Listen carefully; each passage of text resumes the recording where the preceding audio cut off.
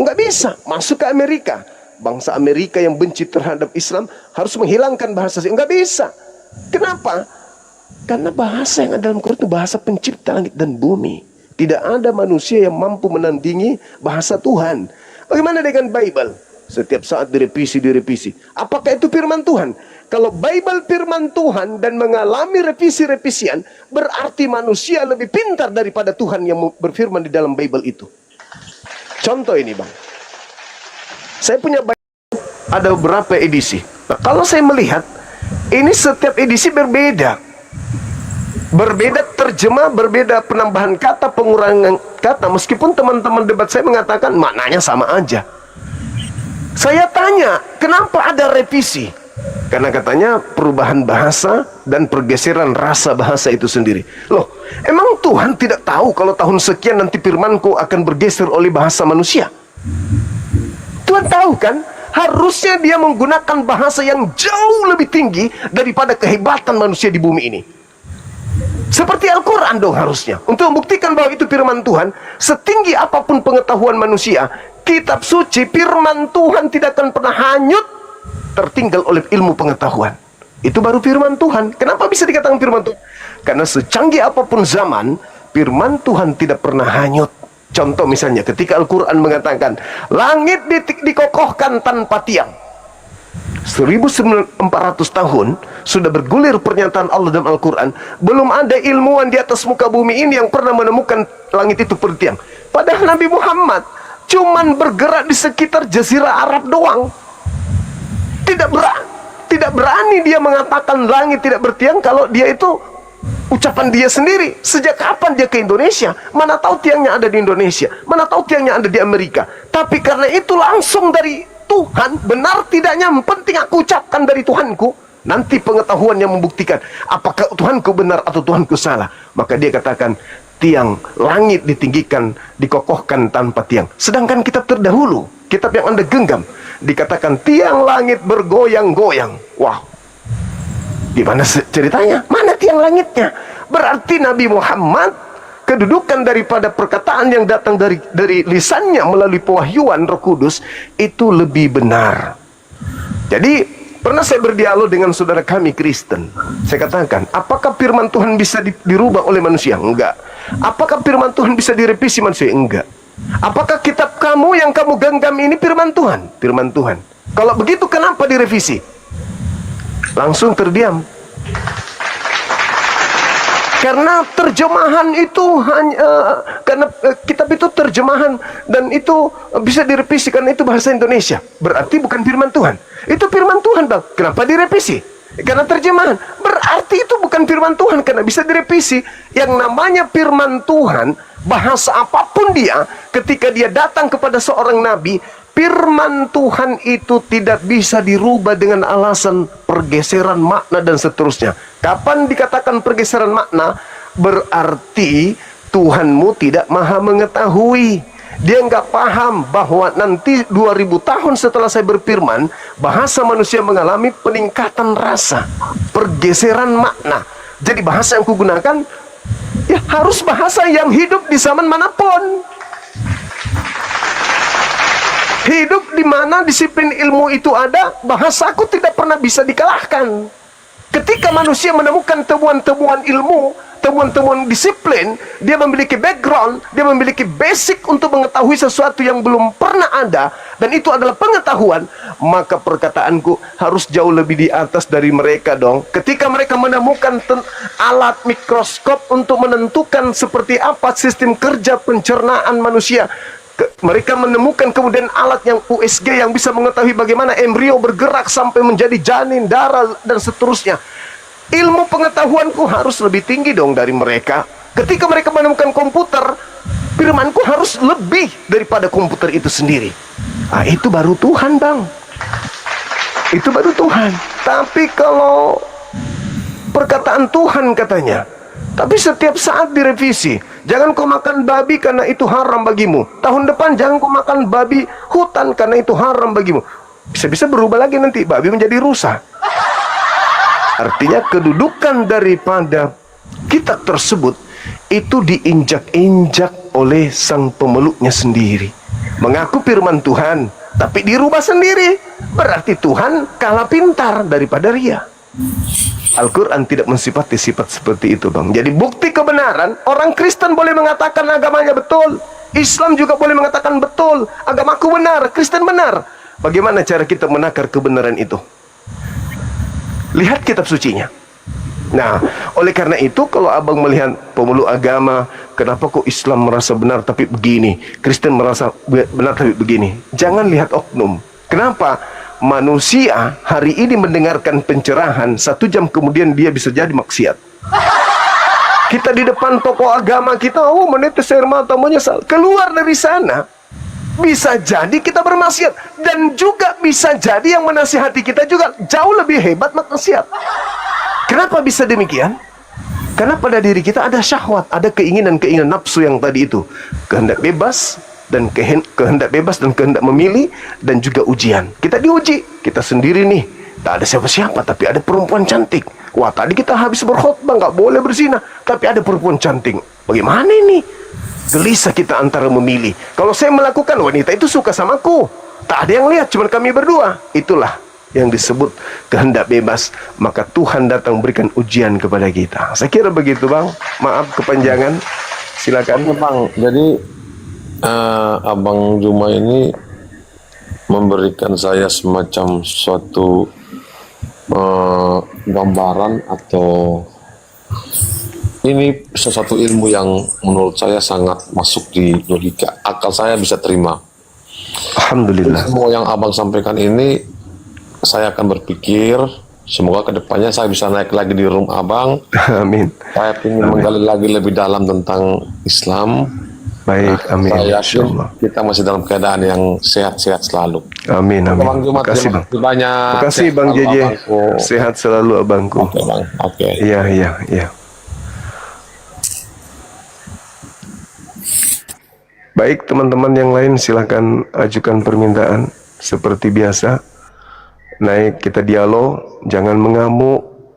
Contohi Bang JJ, dia seorang non-muslim, tapi dia mau dialog, dia mau berdiskusi, tanpa dia datang dengan membawa angkara murka, marah, dan seterusnya. Maka kita sebagai muslim pun ya mempraktikkan isi Quran. Ud'u ila sabili rabbika bil hikmah. Ajaklah manusia, serulah manusia kepada jalan Tuhanmu dengan hikmah, dengan baik.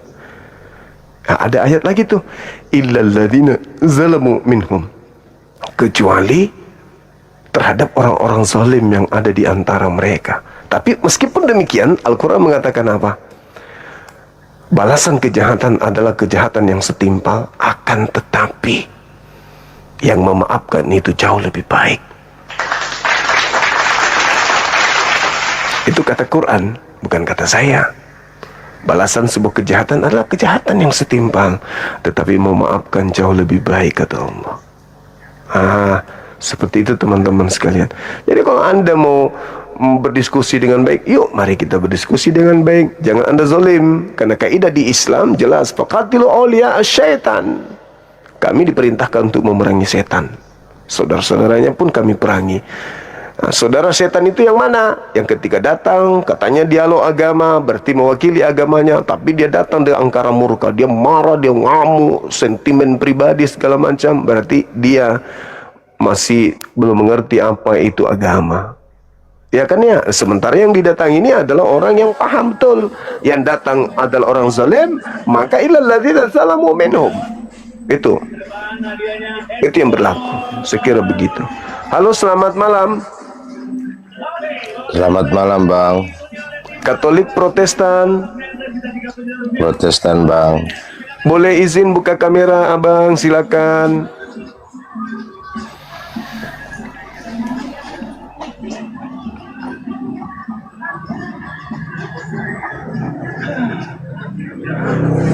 Semangat malam, salam kenal, Abang. Selamat malam, Bang. Malam juga. Silakan, tema saya usung malam ini menguntungkan saudara kami Kristen. Yesus datang sebagai hakim yang adil. Silakan. Yesus hakim yang adil. Iya, betul. Iya, Kita nggak ragu di situ Bang ya. Iya, betul. Karena Iya, semua tahu bahwa silakan. iya, karena kita tahu bahwa yang datang pada hari penghakiman adalah Yesus atau Isa Al-Masih. Iya, betul. Ya, Nah, oleh karena itu Abang, ada satu pernyataan Yesus di dalam Yohanes 12. Dia mengatakan begini, barang siapa yang mendengarkan perkataanku namun tidak melakukannya, aku tidak menjadi hakimnya. Tetapi yang menjadi hakimnya nanti adalah perkataan itu sendiri. Perkataan yang telah aku katakan, perkataan itulah yang akan menjadi hakimnya di akhir zaman. Artinya kalau saya menakar diri saya sebagai seorang muslim, saya belajar Bible itu, semua runutan perkataan-perkataan Yesus yang dia ucapkan sebelum pernyataannya di Yohanes 12 itu menjadi takaran dalam iman saya sebagai seorang muslim. Saya katakan alhamdulillah, saya akan mendapatkan keadilan dari penghakiman Yesus. Akan tetapi sebaliknya, saudara-saudara kami Kristen, justru dengan menjadi hakim adil, benar-benar saudara kami Kristen ini akan dilemparkan ke dalam api neraka jahanam. Kalau Yesus menjadi hakim beneran, kenapa? Karena berdasarkan pengakuan dia sendiri, Yohanes 12 dari data 44 sampai data 50, Yesusnya melontarkan pernyataan bahwa yang akan menjadi hakimnya kelak di akhir zaman adalah ucapan-ucapan beliau selama 3 tahun penginjilan. Bukan ucapan beliau yang mengaku Yesus keluar dari kubur, lalu datang ke Ananias, datang ke Paulus, datang di Pulau Patmos, datang ke gereja. Itu bukan itu yang menjadi hakim nanti.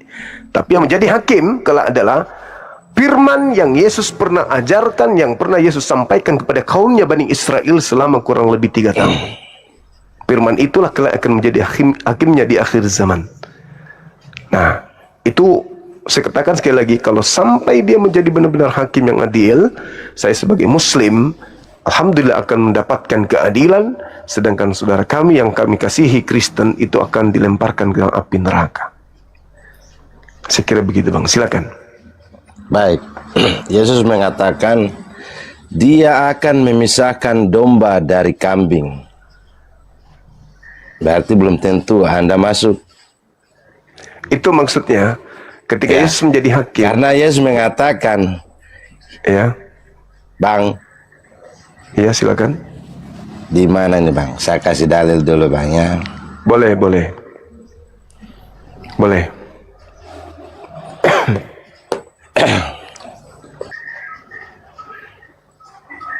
Yang masuk ke dalam kerajaan surga adalah dia yang melakukan kehendak Bapakku. Apa itu kehendak Bapa Bang? Taurat, kitab Tanakh, bukan PB. Ya, kehendak Bapa apa Bang? Ya, kehendak Bapa itu adalah yang Bapa firmankan kepada kaum Bani Israel, kitab Tanakh. Ya, apa yang difirmankan Bapa? Jangan ada ilah lain di hadapanku. Salah satunya. Yang bisa masuk ke dalam kerajaan surga ialah dia yang melakukan kehendak Bapakku. Apa Ya. kehendak Bapa itu? Coba Abang googling dulu apa kehendak Bapa. Kehendak Bapa itu jelas bahwa jangan ada ilah lain di hadapanku. Percaya kepada Yesus adalah sama dengan percaya kepada Dia yang mengutusnya. Tidak percaya kepada Yesus sama halnya tidak percaya kepada yang mengutusnya. Itu bukan kehendak Bapa, itu hukum. Nah, itulah kehendak Bapa supaya manusia melakukan apa yang Bapa Kehendaknya perintahkan. berbeda dengan hukum atau larangan. Jangan Lalu? ada padamu Allah lain di hadapanku. Itu hukum. Hukum dalam Ya, itulah Taurat. kehendaknya. Itulah kehendaknya, Bang. Coba Abang cek dulu Bang. Kehendak Bapakku Ya, yang disampaikan masuk ke aja. dalam. Sebentar Bang. Yang Disampaikan masuk aja. ke dalam kerajaan surga ialah dia yang melakukan kehendak Bapakku. Kehendak Bapa. Betul. Ya. Benar itu. Di Matius Iya, 7 kan? Abang tadi mengatakan Nah, terus jangan, itu kan hukum Allah dalam kitab Taurat. ya, Ini yang menyangkut tentang masuk ke dalam kerajaan surga yang tadi abang sudah membicarakan dari awal. Yang bisa masuk Ya. ke dalam kerajaan surga ialah dia yang melakukan kehendak Bapakku. Apa itu kehendak Bapakku, saudara-saudara? Kita buka dulu di Yohanes berapa nih? Terdapat perbedaan mendasar antara kehendak Allah dan hukum Allah dalam kaitannya dengan kriteria siapa yang berhak masuk ke dalam kerajaan sorga. Hukum Allah adalah tatanan aturan, syariat, atau perintah tertulis yang diturunkan kepada manusia sebagai penuntun moral dan tata cara hidup. Namun, seseorang tidak serta-merta dijamin masuk sorga hanya karena ia merasa telah menjalankan atau menghafal hukum-hukum tersebut secara lahiriah. Yesus sendiri pernah menyatakan bahwa banyak orang yang berseru Tuhan, Tuhan, dan bahkan melakukan berbagai perbuatan ajaib atas namanya, tetapi tetap ditolak karena mereka tidak sungguh-sungguh melakukan kehendak Allah, melainkan melakukan kejahatan di balik jubah keagamaan mereka.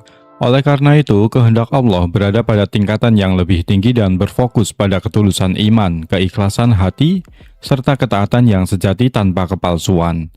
Melakukan kehendak Allah berarti mensejajarkan seluruh dorongan hati, niat, dan tindakan kita dengan apa yang diridhoinya. Bukan sekedar menjalankan ritual hukum Allah sebagai formalitas atau ajang kesombongan rohani. Hukum Allah adalah jalan dan petunjuknya, sedangkan melakukan kehendak Allah adalah wujud nyata dari penyerahan diri secara total kepada Pencipta. Pada akhirnya, hanya mereka yang hidupnya benar-benar menyatu dengan kehendak Allah lah yang akan dipandang layak untuk melangkah dan diterima masuk ke dalam kerajaan sorga.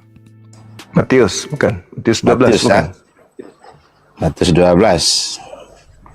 Silakan. Ya, itu yang melakukan kehendak Bapakku itu kan di Matius 12. Tetapi kehendak Bapakku di Yohanes berapa nih? Yohanes. Santai aja Bang ya. Iya, silakan. Silakan.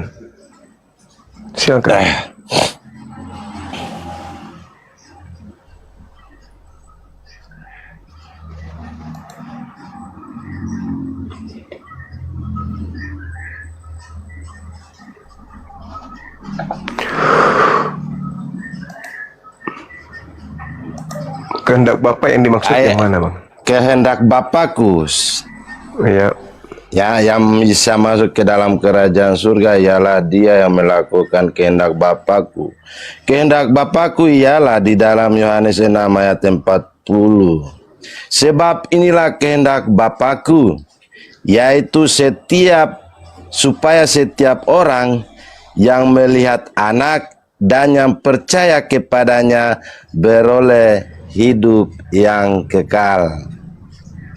Iya, percaya kepada Yesus. Ketika Yesus mengatakan, aku diutus hanya kepada domba yang sesat dari Bani Israel, Anda percaya? Ya, jadi jelas ini Bang ya. Ya, Anda percaya? Ya, Anda percaya ketika dia mengatakan, aku diutus hanya kepada domba yang sesat dari umat Israel? ya. Berarti bukan untuk Anda, kan? Ada juga domba lain yang bukan berasal dari kandang ini. Dari kandang ini, artinya apa? Ya. Bani Israel yang di luar Bani Israel, di luar dari Yerusalem. Iya, ada domba-domba yang lain akan kutuntun juga. Itu kata Yesus. Oke, domba itu kan Bani Israel, Bang. Iya. Dan Nah, Bani pertanyaannya, Israel, ada domba-domba lain. Bani Israel kan di dalam kandang. Domba yang iya, dalam di kandang. Yerusalem. Di Dan Yerusalem ada saat itu. juga domba-domba lain yang bukan berasal dari kandang ini. Ah, berarti Dia tidak harus bukan di kutuntun Yerusalem. juga. Berarti Ya, Bani Israel, Kandang Bani itu Yakub, menyeluruh, yang di dalam kandang itu sudah menyeluruh bangsa Israel, Yahudi. Oh, bukan. Tetapi bukan. ya, tetapi bukan dari kandang ini. Bukan. Aku harus tuntun juga. Di situ Itu dikatakan aule. termasuk setiap orang yang bisa percaya kepadanya masuk Oh, dalam kelompok kandang itu. Tetapi Bukan kalau begitu tidak, maksudnya. ya terserah Bang lah. Di situ dikatakan kata aule dalam bahasa Yunani. Aule itu halaman, halaman rumah, halaman Yerusalem. Jadi bukan domba itu berada di kandang halaman Yerusalem saja. Oke, Tapi di mana? banyak- Oke, Bang. Kalau Anda mengatakan bukan, coba jelaskan di mana domba itu yang cuma Yerusalem. Dan kalau bukannya Kan bukan dari kan luar dalilnya. Yerusalem.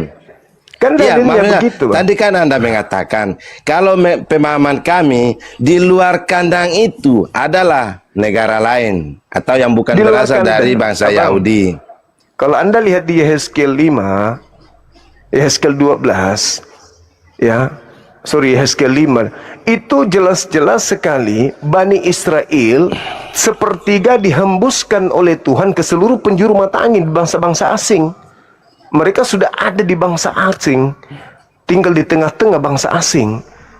Jangankan di zaman Yesus, jauh sebelum Yesus di abad ketiga sebelum Masehi, itu orang-orang Israel sudah berpencar di mana-mana. Nah, itulah yang dimaksud domba yang di luar aule kandang Yerusalem pada saat itu. Ya, kita Nah, baca sedangkan- ayat tadi, coba kita ulangi. Silakan. Yohanes berapa, Bang? Yohanes 10 kan? Bukan. Silakan. Gembala yang baik. Yohanes 10. Ya. Aku berkata kepadamu, sesungguhnya siapa yang masuk ke dalam kandang domba dengan tidak melalui pintu, tetapi dengan memanjat tembok, ia adalah seorang pencuri dan seorang perampok. Tetapi siapa yang masuk melalui pintu, ia adalah gembalaku. Untuk dia penjaga pembuka pintu, dan domba-domba mendengarkan suaranya, dan ia memanggil domba-dombanya masing-masing menurut namanya dan menuntunnya keluar.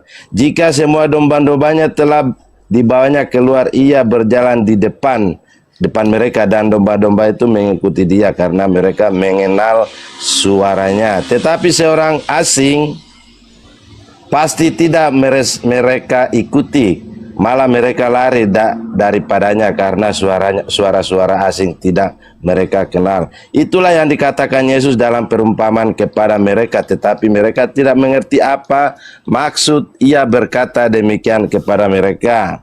Maka kata Yesus sekali lagi, aku berkata kepadamu, sesungguhnya akulah pintu ke dalam domba itu. Semua orang yang datang sebelum aku adalah pencuri. Ya, ini sudah jelas. Semua orang yang datang sebelum aku adalah pencuri dan perampok, dan domba-domba itu tidak mendengarkan mereka. Akulah pintu, barang siapa masuk melalui aku, ia akan selamat, dan ia akan masuk dan keluar dan menemukan padang rumput. Pencuri datang hanya untuk mencuri dan membunuh dan membinasakan. Aku datang supaya mereka mempunyai hidup dan mempunyainya dalam segala kelimpahan. Akulah gembala yang baik. Gembala yang baik memberikan nyawanya bagi domba-dombanya. Sedangkan seorang upahan yang bukan gembala dan yang bukan pemilik domba-domba itu sendiri, ketika melihat serigala datang, meninggalkan domba-domba itu lalu lari, hingga serigala itu menerkam dan mencerai-beraikan domba-domba itu. Ia lari karena ia seorang upahan dan tidak memperhatikan domba-dombanya. Akulah gembala yang baik, aku mengenal domba-dombaku dan domba-dombaku mengenal aku. Mana dalilnya tadi? Oh, lanjut, Bang. Sama seperti Bapa mengenal aku dan aku mengenal Bapa, dan aku memberikan nyawaku bagi domba-dombaku. Ada lagi padaku, ini, Bang.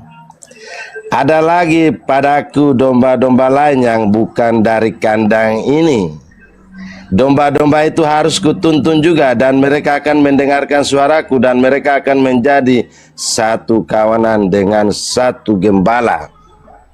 Jadi pemahaman tentang ayat itu, Bang, yang mendengarkan apa kata firman Tuhan, mereka mengikuti dan mempraktekannya dalam setiap hari, itu yang disebut domba-dombanya.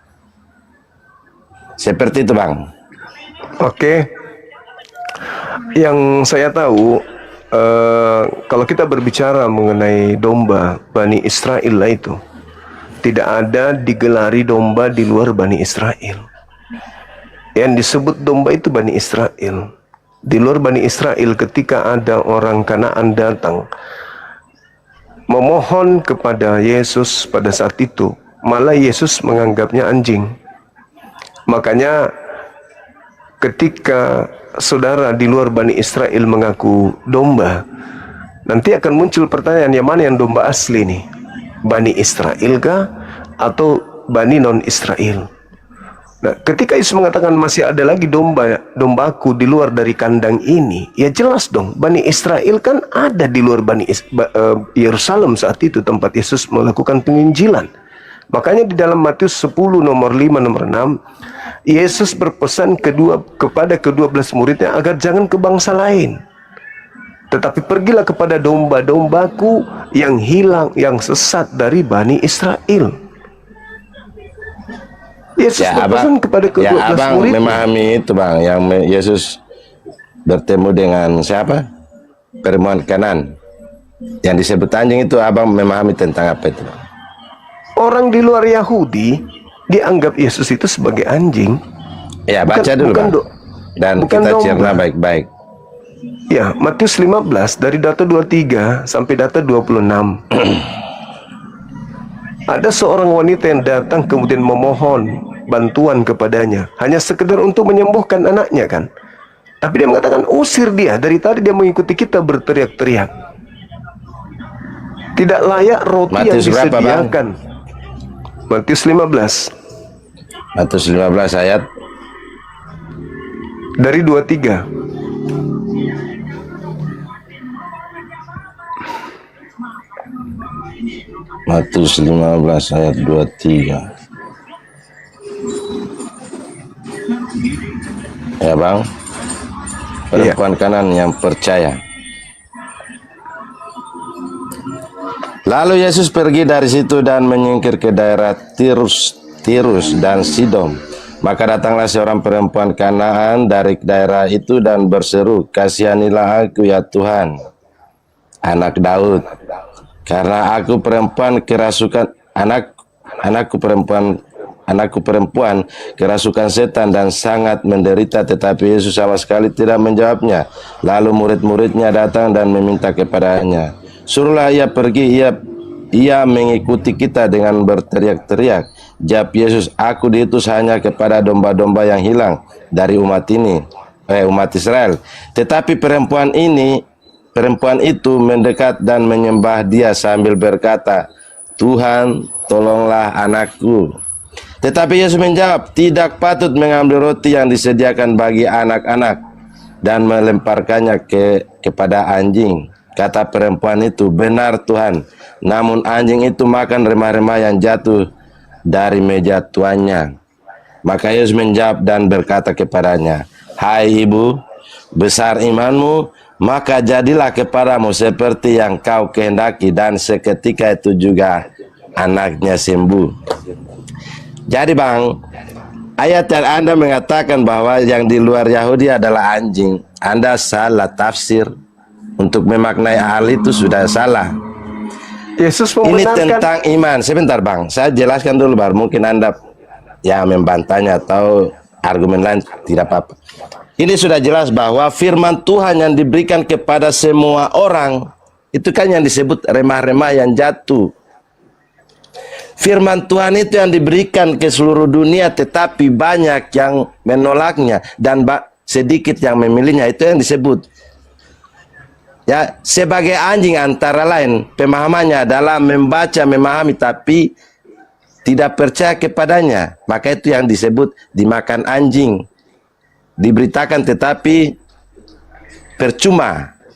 Seperti itu untuk memberitakan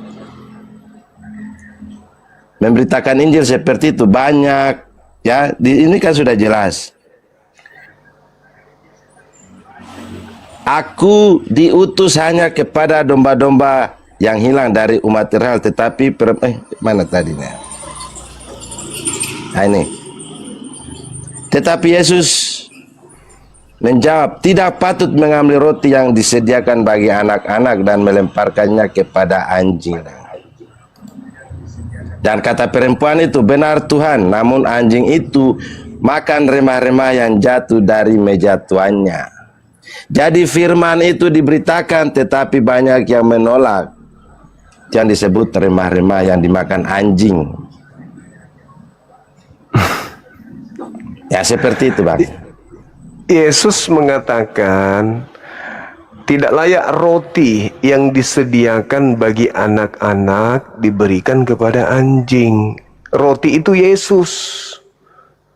disiapkan untuk anak Israel, tidak layak diberikan kepada anjing. Si anjing mengatakan, betul. Tetapi bukankah anjing makan sampah remah-remah yang jatuh dari meja tuannya? Apa kata Yesus? Besar imanmu ibu. Nah, berarti Yesus mengiyakan kan? Kalau anjing makan sampah dari meja tuannya, benar nggak? Ya, Besar terus imanmu. imanmu. Jadilah seperti apa yang engkau inginkan. Apa yang Betul. ibu itu inginkan? Apa yang ibu itu Kesembuhan inginkan? anaknya, maka anaknya sembuh, Sembuh kan? anaknya. Sembuh Betul. anaknya. Kenapa? Kenapa sembuh anaknya? Karena dia mengiyakan kalau dia itu anjing. Ya, abang salah. Loh, Benar ibu, Loh. karena iman. Sebentar bang, itu kan sudah jelas. Iman mula yang menyembuhkan anakmu. Kepercayaannya kepada Yesus itulah imanmu Bahwa dia- telah menyelamatkan anakmu. Ya. Nah itu Dia poin percaya. penting dalam hal itu bang. Betul. Dalam konteks itu, poin yang paling penting itu sudah jelas. Yesus mengatakan, imanmu lah yang menyelamatkan anakmu. Betul. Imannya Iya. benar kan? Apa iman Iya. ibu itu? Apa iman ibu itu?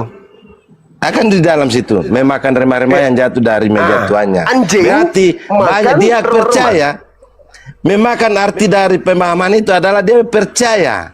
Maka Yesus mengatakan imanmu lah yang menyembuhkan anakmu.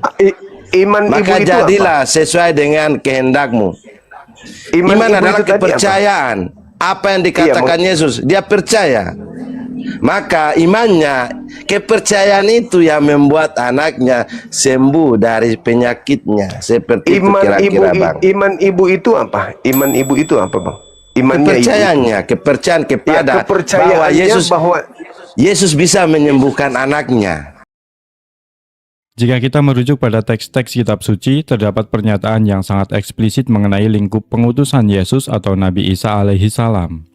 Dalam Matius 15 nomor 24, Yesus sendiri secara tegas menyatakan bahwa dia tidak diutus, melainkan hanya kepada domba-domba yang hilang dari umat Israel. Hal ini diperkuat lagi ketika dia mengutus murid-muridnya dalam Matius 10 nomor 5-6, di mana dia melarang mereka pergi ke jalan bangsa-bangsa lain atau kota-kota Samaria, melainkan memerintahkan mereka untuk hanya pergi kepada domba-domba yang hilang dari umat Israel. Fakta historis dan tekstual ini menunjukkan bahwa tugas kenabian dan risalah utama yang dibawakan oleh Yesus memang ditujukan khusus untuk meluruskan ajaran dan memimpin kaum Bani Israel pada zaman tersebut. Oleh karena itu, ajaran Yesus yang awal memiliki batasan lokal dan kontekstual khusus untuk bangsa Israel, bukan bersifat universal untuk seluruh umat manusia di sepanjang masa. Pengeluaran risalah keluar bangsa Israel atau kepada kaum non-Yahudi pada perkembangan berikutnya merupakan hasil dari interpretasi dan doktrin yang dikembangkan oleh para rasul setelahnya, terutama oleh Paulus, dan bukan berasal dari perintah langsung Yesus semasa hidupnya di bumi. Dengan kata lain, konsep pengutusan yang bersifat universal untuk seluruh alam semesta secara tekstual dan historis lebih tepat ditujukan kepada nabi penutup, sedangkan kedatangan Yesus adalah bagian dari mata rantai kenabian yang khusus ditujukan untuk memperbaiki moral dan hukum di tengah-tengah Bani Israel. Iya, hanya itu Ya. saja? Hanya itu Iya. saja? Ini Atau dia faktor kan mengatakan kesakitan bahwa, betul, anaknya bang. Bahwa perkataan Yesus dia percaya. Dan apa Anjing yang sudah makan dikatakan. sampah. Iya. Nah, dia imani itu kan? Dia imani bukan berarti contoh bang. Bukan sampah atau yang kita tahu bahwa roti jatuh, remah-remahnya jatuh ke bawah terus dimakan anjing. Ya, analoginya seperti itu, tapi pemahaman yang lebih penting adalah kepercayaan atau imannya terhadap kesembuhan anaknya melalui Yesus. Ya, Begitu, karena Bang. dia mengakui kalau dia memang anjing. Makanya Anjing itu Yesus apa, Bang? Di luar Yahudi. Anjing itu di dalam Alkitab, Bang. Yang bersunat-sunat palsu itu yang disebut anjing juga ada.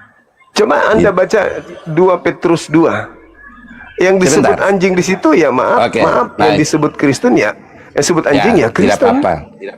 Coba 2 Petrus Tidak 2 apa-apa. nomor 19 dan seterusnya. Saya kasih silakan. yang sunat-sunat palsu itu yang disebut anjing dulu, Bang. Baru kita ke 2 Petrus. Yang sunat palsu itu yang mengaku sunat rohani, Bang. Itu Ya, sunat palsu itu. sebentar bang, sebentar. Yang aku sunat hati tapi tidak sunat hati, itu palsu. Apa sunat bang arti? Memangkas, memotong, menyunat. Oke, Anda sunat mengurat. bang. Saya sunat Baik, tujuan sunat apa bang? mengikuti perintah Tuhanku. Ya, Tuhan mengatakan apa bang? Ikutilah ajaran Nabi Ibrahim. Ajaran Nabi Abraham apa? Salah Kitabnya satunya apa? sunat. Oke, salah satunya dalam kitab sunat. apa? Di dalam kitab apa Abraham menyuruh sunat? Hadis Rasulullah mengatakan, nabiku yang mengatakan, Nabi Abraham, Nabi Ibrahim sunat di usia 80 tahun. Ya, di mana? Nabiku yang mengatakan itu. Nggak, kenapa Anda tuntut saya? Yang Loh, kan harusnya saya ini kan nuntut menyangkut Anda. sunat palsu itu Yesus apa bang? sunat. Yesus sunat. Ya. Kenapa Anda tidak sunat? Iya, Karena karena ada hukumnya bang. Di karena luar Anda Bani pengikut Israel. palsu. Sebentar, karena Anda pengikut situ sudah palsu. jelas ada hukumnya bang. Bani Apa Israel hukumnya? itu semuanya harus disunat. Anda sunat Nah, umur terus? berapa bang? saya tidak ikuti sunat Nabi orang Ibrahim, Ibrani, enggak. Saya ikut sunat Nabi Abraham, sunat di usia tua. Nah, Anda sudah umur berapa? Abraham umur berapa? 80 berapa? Dia umur di iman saya 80 tahun. Anda umur berapa sekarang? Saya 40-an. Nah, berarti kamu adalah sunat palsu. Saya kan dikatakan mengikuti milah. Yang sunat Iya, palsu Mila. itu Anda. Anda kan mengatakan aku tidak sekarang mengikuti sunat dalam Bible yang dikatakan dalam Bible ya. Anda mengatakan aku mengikuti sunat Abraham Nabi di usia Abraham tua sunat. 80. Abraham Abang, sunat Nabi di Abraham. tahun Udah, 80 kan. Udah. Nah, Nabi berarti Anda Abraham sudah salah sunat. dalam ketentuan Biarkanlah, itu sudah Anda taruhlah. salah. Taruhlah Anda, saya salah menurut Anda kan. Abraham sudah sunat, salah. saya sunat. Babi Ya. tidak sunat, Anda juga tidak sunat. Ya. Betul? Betul nggak itu? Emang abang kira saya Nah, babi? saya Nabi Abraham sunat, saya sunat, sama kami. Babi tidak sunat, Anda tidak sunat. Ikut siapa Anda ini? Iya, Yesus sunat, apa persamaan babi dengan saya? sama-sama nggak sunat. Yesus Apakah sunat. Abang tahu babi sudah tidak sunat? Tahu dong, mana ada babi Tahu dari sunat? mana? Tahu dari mana? Tengok aja babi itu, mana ada babi sunat. Abang ini lebih kali. Apakah mungkin Anda tahu karena mungkin sebangsanya? Atau Ya, gimana? dong, yang makan babi kan Lah. Anda. Lah kenapa Anda bisa tahu kalau babi tidak sunat? Mana ada binatang sunat, Bang. Lah, Anda tadi mengatakan mana babi sunat. Berarti abang tahu babi tidak sunat. semua orang di muka bumi ini tahu babi itu nggak sunat. Ya semua tahu bang. Saya juga manusia bukan babi. Kan Anda mengatakan itu. Sekarang saya tanya, Kamu sama Anda seperti ikut babi siapa? tidak sunat. Anda ikut siapa tidak sunat? Loh, hukum Taurat mengatakan cuma dalam Bukan, Bani Israel itu Taurat yang itu, harus. Taurat Loh, itu kan. sebentar. Taurat itu bukan untuk Anda. Kenapa Anda bawa Terus hukum kepada Taurat? siapa? Itu Kepada untuk Bani siapa? Israel. Bani Israel Nah bukan untuk itulah Anda. ayat tadi mengatakan Nah, sekarang anjing-anjing pertanyaan ini saya, yang memakan remah-remah dari roti yang jahat itu kan sudah jelas. Sekarang Jadi pertanyaan iman saya, kami kepada kitab-kitab tersebut sekarang- maka kami sekarang melakukannya. pertanyaan saya, Anda ikut siapa tidak sunat? Ikut siapa? Iya. Kami. Para nabi sunat. Nah, Anda nah kenapa nggak begini bang. sunat? Ya sunat untuk jenis itu ya, untuk memotong itu kitan. Ya, itu kan sudah ditentukan di dalam Alkitab bahwa sunat itu perjanjian kitab Musa yang dibeli dari yang lahir di rumahnya Israel, bangsa Yahudi, yang dibeli orang asing yang melahirkan di situ harus disunat 8 hari, yang dibeli orang asing yang masuk ke di luar situ tidak boleh karena itu janji Allah kepada keturunan bangsa Israel atau keturunan Abraham. Lah kami ini bukan keturunan Abraham. Terus Lah kamu kenapa juga Anda bukan mengatakan keturunan Anda- Abraham. Kenapa Anda mengikuti kemudian Lah, mengaku pengikut Yesus? Ya tapi terus Anda tidak kamu melakukan sunat ajaran apa Yesus? tujuan sunat bang? Tujuanmu sunat apa bang? mengikuti perintah Tuhan dan mengikuti kemudian pola kehidupan sehat. Nah, Anda kenapa nggak Oke, sunat? aturan untuk Abraham sunat Enggak, apa, saya Bang? tanya kenapa Anda nggak Loh. sunat? Aku tanya Iya, dulu. saya memang tidak sunat karena tidak Kenapa? karena tidak boleh, karena cuma di lingkup Yahudi. Tuh, katanya Anda kan pengikut bukan Yesus. bangsa Yahudi. 1 Sebentar. Yohanes. Dengar, Kami dengar. memang mengikuti Yesus, tetapi 1 bukan Yohanes, dengar. bukan 1 bangsa Yahudi. Yohanes. 1 Yohanes 2 nomor 6. Barang siapa yang mengaku Yesus ada dalam dirinya, dia wajib dia wajib hidup sebagaimana Ya, Yesus hidup. karena Yesus Hidup tidak sunat menyuruh Yesus. kami untuk khitan. Kata siapa? Yang melakukan kehendak Bapa. Yesus mengatakan barang siapa yang percaya kepada aku, dia juga melakukan pekerjaan yang aku lakukan. Oke, tunjukkan dalilnya kalau yang sunat termasuk kamu kalau sunat masuk surga.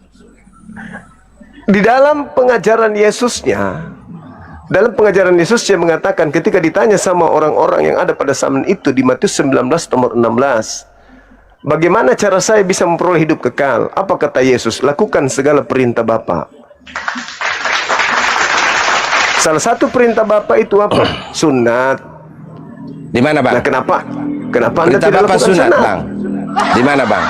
Di mana kasih ayatnya? Yesus suruh saya sunat. Yesus tidak pernah menyuruh Anda karena Anda bukan pengikutnya. Loh, Anda kan mengatakan, kok kamu pengikut Yesus harus sunat. Mana dalilnya Yesus suruh saya sunat? Kalau Yesus, Karena dengar kami dulu. ini bukan bangsa Dengar dulu. Israel. Dengar dulu, Bang. Kalau murid Yesus wajib hukumnya sunat. Nggak bisa tidak. Karena keturunan Abraham. Lah kalau Anda memang nggak wajib karena Yesus Anda bukan pengikutnya. Ya. Anda bukan pengikut Yesus. Oke, baik. Coba kasih dalilnya kalau kau sunat masuk surga, saya lompat dari Monas. Di dalam kitab Anda kan jelas dikatakan. Kita karena kau pelakunya kan? Kau Ya, kan mengatakan mengikuti. Ya, di mana? Kalau sunat kau masuk surga. Mengikuti Nabi Muhammad.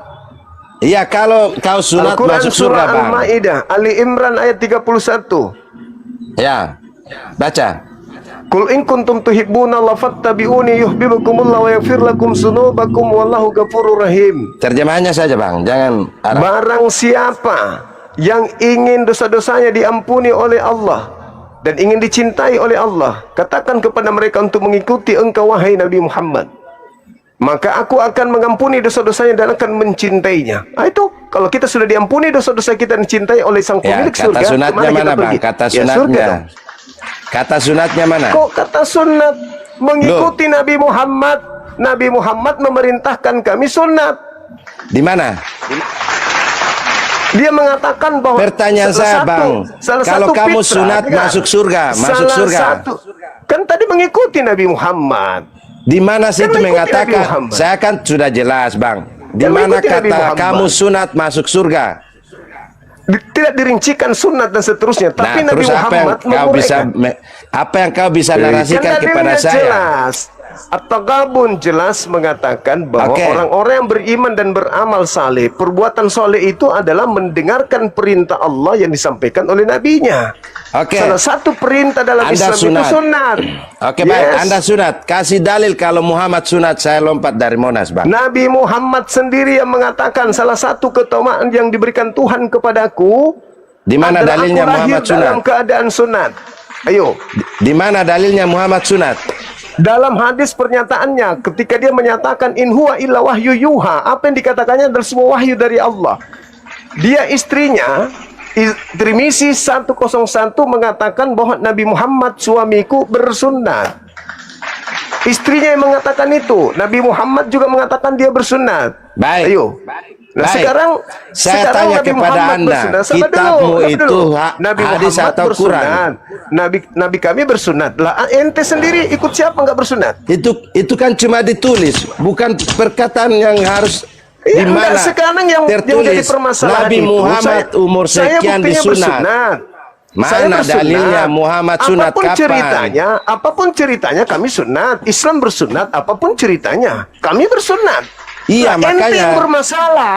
Anda Anda ikut yang siapa? bermasalah. Anda Kenapa sunat. orang Yahudi? Itu yang disebut Kenapa orang Yahudi? sunat-sunat kenapa orang Yahudi palsu menyebut- yang nggak tahu tujuannya Kenapa apa. orang Yahudi menyebut kalian itu anjing? Karena anjing tidak bersunat.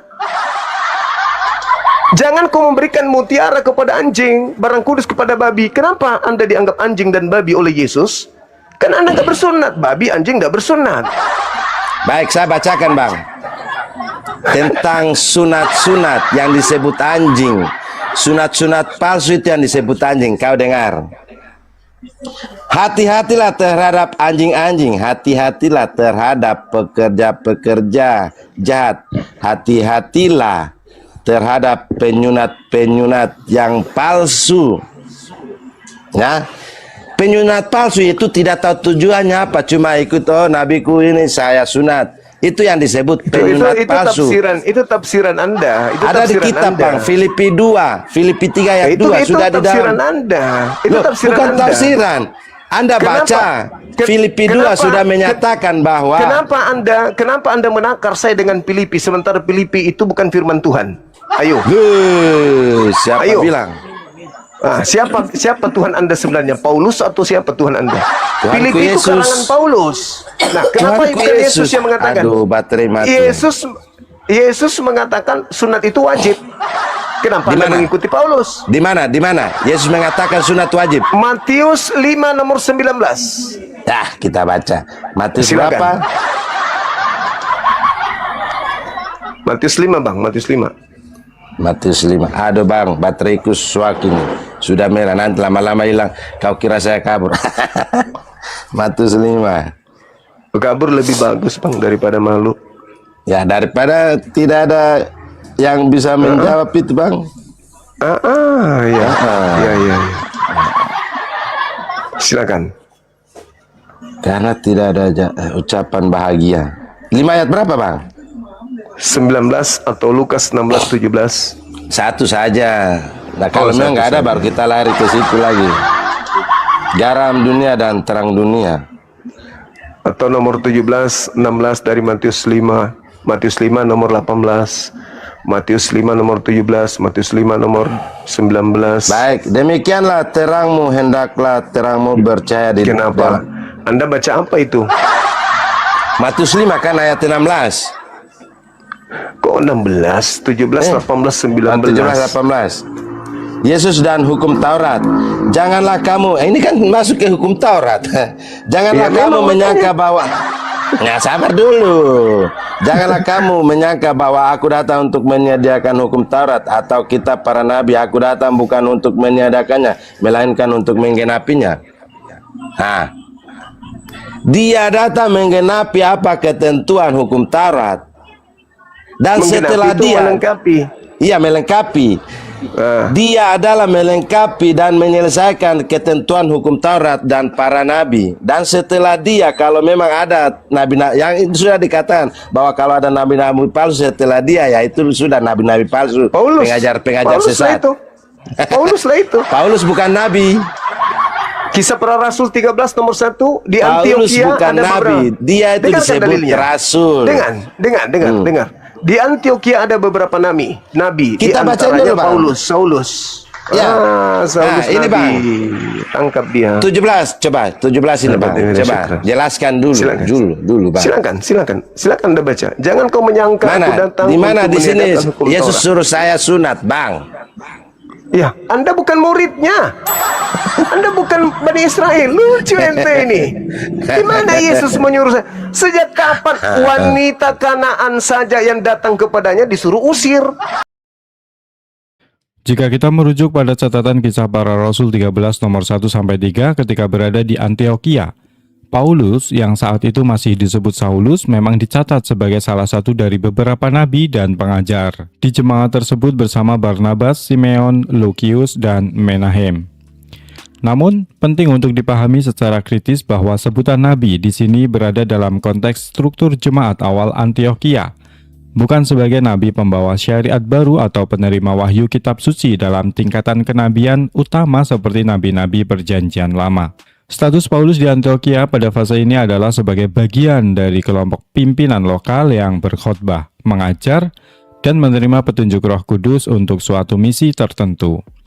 Oleh karena itu, penahbisan dan pengutusan Paulus di Antiokhia sebenarnya lebih menandai pengangkatan dirinya sebagai seorang pengajar atau utusan atau rasul jemaat, bukan ketahtaan kenabian yang mandiri. Di Antiokhia inilah melalui doa dan puasa jemaat, Paulus dan Barnabas diutus untuk memulai perjalanan misionaris kepada bangsa-bangsa non-Yahudi. Dengan demikian, kedudukan Paulus di Antiokhia lebih tepat dipandang sebagai peran fungsional dalam penyebaran ajaran jemaat, di mana gelar nabi yang melekat padanya saat itu merujuk pada karunia menyampaikan karunia pengajaran lokal, bukan kedudukannya sebagai nabi yang diutus secara langsung oleh Tuhan dengan membawa hukum atau ajaran kenabian baru. Malah dibilang anjing. Anda pun Nah, yang itu merasa saja di Anda mana nggak Yesus paham tidak tentang Bang, sebenarnya begini Bang, Anda sudah membaca, remah-remah ini apa? Loh, imannya bisa menyelamatkan anaknya, menyembuhkan anaknya. Itu bukan Ibu berarti itu, Bang, perkataan Sabar. itulah Bang. Sebentar, Sabar. sebenarnya Anda membaca namun tidak memahami Sabar. makna Sabar. tujuan ayat itu. Sabar. Sedikit saja pertanyaan saya. Ibu itu percaya kalau dirinya anjing atau tidak? Dia tidak percaya, dia kan manusia. Saya ulang lagi. Emang Saya ibu ulang itu lagi. anjing? Sebentar. Lah, Yesus yang mengatakan. Iya, perumpamaan, perkataan itu. Iya. Memang dia bukan anjing beneran, tapi Yesus melabeli dia sebagai anjing, dan ibu itu percaya nggak kalau dirinya anjing?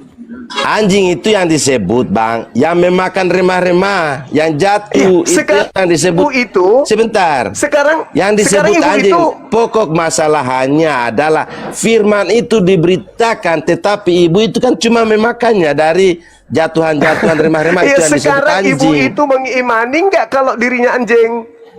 Dia tidak mengimani bahwa dia itu Loh, kenapa anjing, Yesus tetapi mengatakan dia imanmu benar, imannya besar, benar bukan. katanya. Ketika Emang dia mengatakan, oke, Yesus baik. mengatakan, Di mana tidak, dalilnya atau di mana Yesus mengatakan, fakta aku bahwa diutus. Anjing itu beriman? aku Apakah diutus anjing katanya beriman? Yesus. Sabar dulu, itu dalilnya. Baca dalil. Baca dalil. Iya. Yesus mengatakan, dengar dulu. Sabar. Jangan karena Anda dianggap sebagai anjing, Anda menggonggong terus. Sabar, pelan. Yesus mengatakan, aku diutus hanya kepada domba Bani Israel. Tidak patut roti yang disediakan untuk domba diberikan kepada anjing. Iya kan? Terus wanita itu mengatakan, benar Tuhan. Dia membenarkan kalau dirinya anjing atau tidak? Iya, tetapi dia kan bukan makhluk anjing. Enggak. Iya, memang betul itu perumpamaan. Dia itu termasuk anjing, Dia Bang. perumpamaan. Karena dia itu bukan dari bangsa Yahudi. Iya, Maka makanya disebut anjing. Anjing itu yang pintar. begini, Bang. Memakan. Anda bukan Bani Israel, Anda bukan orang Yahudi. Percaya kepada Yesus, Anda disebut apa? Anjing termasuk Anda. Anda kan bukan Bani Israel kan? Saya tidak ngaku-ngaku sebagai pengikut Yesus, Bang. Loh. Oke. Kasih datanya. Bang. Jangan tertawa dulu, Bang. Kasih dalilnya. Anda sudah mengakui diri Anda anjing, ya sudah, selesai kita. Nggak layak Tidak manusia bisa ngobrol sama anjing kan? Kami anjing itu yang dipilih oleh Yesus karena Ya, anjing kami pilihan. anjing. Sebentar. Anjing pilihan. Anjing yang termasuk Anjing dalam pilihan. golongan domba-domba itu. Nggak bisa Kalau domba Yesus dan mengatakan anjing kamu itu satu yang kawanan, kambing. nggak bisa. Yesus Nggak mengatakan bisa kamu yang dong. anjing, kambing. Karena pada waktunya yang mana Yesus yang akan akur? memisahkan. Yang Sebentar. mana yang akur? Yang mana yang akur, domba dengan kambing Yesus atau domba dengan anjing? mengaku, Bang. Mana yang akur? Kambing dipisahkan. Kambing pisahkan karena kamu adalah penyunat palsu. Itu yang disebut anjing. Filipi, Bang, coba baca. Saya kasih dalilnya. Yang penyunat palsu itu yang disebut anjing. Ada dalilnya. Karena kamu tidak tahu bahwa sunat tujuannya apa, hukumnya kepada siapa, ikut namanya imani buta, Bang. Paulus Lah. Anda gunakan dalilnya untuk mengecam orang-orang yang bersunat. Ini yang Kenapa? disebut Karena sasaran penyunat- dia itu penyunat Roma. palsu itu yang Roma disebut itu adalah anjing. orang-orang yang tidak bersunat. Nah. Makanya dia mengatakan, barang siapa yang menyunatkan dirinya, Yesus Kristus tidak berguna baginya. Kenapa? Karena Paulus lagi ingin menjerat orang-orang yang tidak bersunat. Selesaikan ini dulu. Sunat-sunat palsu itu yang disebut anjing, termasuk Anda sunat palsu. Siapa yang mengatakan itu? Kitab yang mengatakan penyunat palsu tidak tahu siapa? tujuannya Pengarangnya siapa? adalah Pengarangnya siapa? pengarang apa di dalam kitabku. Kitab apa? Yang mana? Kitabku kan banyak. dalam Ada Kinjil. kitab Yahudi, ada Lukas, ada Markus. Kitabmu yang Nah, mana? saya sudah Karena kasih kitabmu itu kan dalil banyak. Filipi 3 ayat 2. Berarti Penyunat palsu. Nah, Berarti Paulus. Nah, Berarti Paulus kan? mengatakan kalian Ah, itu yang EGP yang penting jangan Yesus. Paulus Yang penting dia bukan sunat. Yesus. Muhammad EGP tidak dengan sunat. Paulus. Kamu Yesus sunat tidak mengenal tapi tidak tahu Paulus. tujuannya, makanya Yesus disebut tidak mengenal anjing. Paulus. Tidak ada urusan itu. Yang disebut anjing itu Yesus jelas. satu zaman dengan Anda Paulus. sudah mengakui. Anda sudah mengakui tadi. Anda Nah, sudah kamulah mengakui kalau anjing, Anda penyunat palsu yang disebut anjing. Anda mengakui diri Anda anjing tadi. Kami anjing Kenapa yang berubah? beriman kepada Yesus, tetapi kamu adalah penyunat palsu yang disebut anjing. Yesus mengatakan yang tidak bersunat anjing. Paulus Saya tidak mengatakan tahu yang untuk bersunat apa anjing. sunat saya tahu hukumnya. Anda tidak tahu hukumnya untuk sunat. Oke, jadi kamu adalah penyunat palsu seperti anjing. Oke, thank you. Semua anjing dia. Sakit hati. Yesus menyebutnya anjing. Ya, Sakit hati. penyunat Ngaku palsu anjing. yang disebut anjing, Tadi guys. mengaku anjing. Ngaku anjing tadi. Malu. Yang mana yang anjing asli? Lihat nonotnya. Siapa yang sunat, siapa yang tidak sunat. Anda bisa menyebut aku anjing, boleh-boleh aja, silakan aja. Tapi lihat nonotnya dong. Dan lihat nonot anjing. Mana yang mirip nonotnya? Saya punya atau anjing dengan Anda? Masalah generasi hancur sudah. Ada yang tadinya pembantu-pembantu penjajah ikut nyanyi juga pada saat kemerdekaan waktu itu, tanpa malu-malu lagi. Paling kencang dia sudah, merdeka, merdeka, hiduplah Indonesia Raya. Padahal dia yang bantu Ya, penjajah. halo. Halo juga. Ya, Bang, kenapa kelihatan emosi, Bang? Kok emosi? Ya, nampak kali di raut wajah Abang tadi lawan Abang itu kayaknya emosi Abang tadi. Oh enggak, santai aja. Kan Iya. aku bukan yang emosi itu biasanya anjing. Kan bukan aku yang anjing. Enggak. Aku di Biasanya pihak yang yang emosi menang. itu. Biasanya Aku di yang pihak emosi yang itu banyak menang. kata-kata, banyak candanya. Aku Biasanya di yang pihak lagi emosi menang. itu banyak bercandanya biar Aku tidak di nampak pihak kalau yang dia lagi menang. emosi. Aku di Ya. pihak yang menang. Apa aku kalah di mana?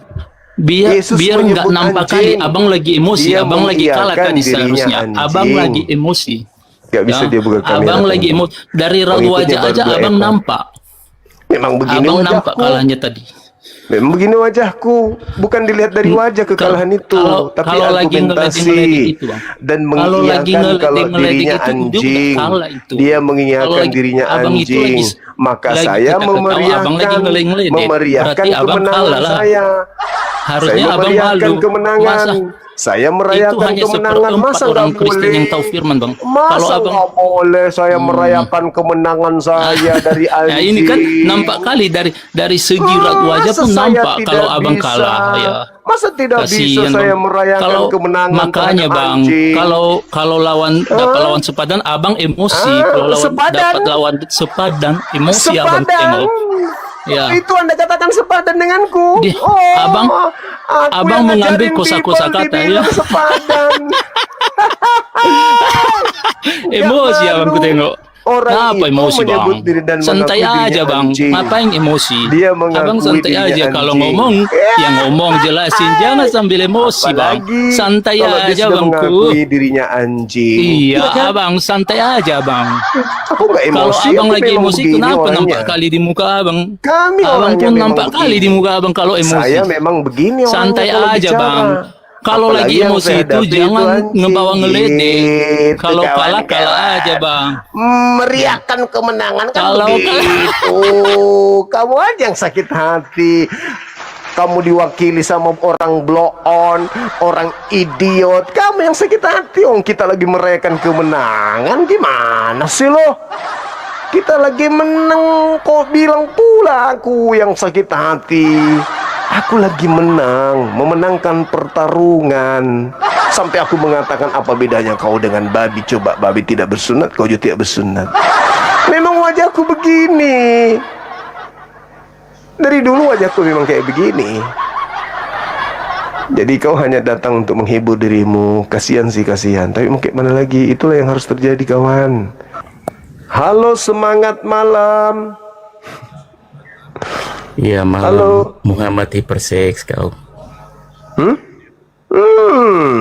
Iya. Di mana itu bisa kubaca? Di mana itu bisa kubaca? Tuduhan kau itu di mana saya bisa temukan? Di pantat kamu. Ah, di mana? Di pantatmu. Oh, kodo begitu siksanya kau. Iya. Siksa kali lah Sakit kalian kau. ini. Siksa kali deh. Sampai harus menghina nabiku tanpa dalil. Ditanya di mana dalilnya, di pantat. Apakah karena di gereja sering nikahin orang yang pantat? Gitu maksudnya.